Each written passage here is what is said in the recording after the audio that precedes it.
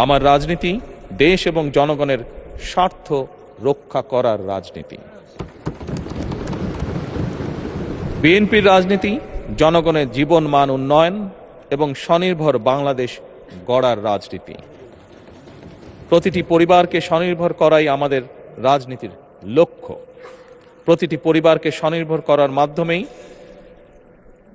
BNP একটি স্বনির্ভর, সমৃদ্ধ, নিরাপদ, গণতান্ত্রিক বাংলাদেশ প্রতিষ্ঠা করতে চায়।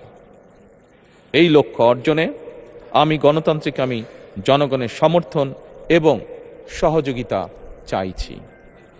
এই মহান জাতীয় সংসদে সকল দলের নির্বাচিত প্রতিজন সংসদ সদস্যের সমর্থন এবং সহযোগিতা আশা করছি।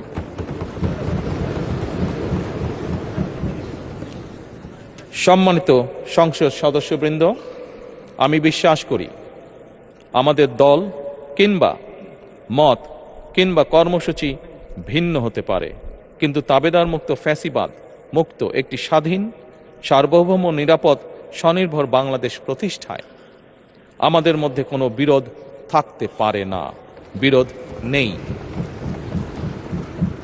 জাতীয় সংসদকে জাতীয় কর্মকাণ্ডের কেন্দ্রবিন্দু না করে বিতাড়িত ফ্যাসিস্ট সরকার জাতীয় সংসদকে অকার্যকর করে ফেলেছিল। আমরা এই মহান জাতীয় সংসদকে সকল যুক্তি, তর্ক আর জাতীয় সমস্যা সমাধানের কেন্দ্রবিন্দুতে পরিণত করতে চাই।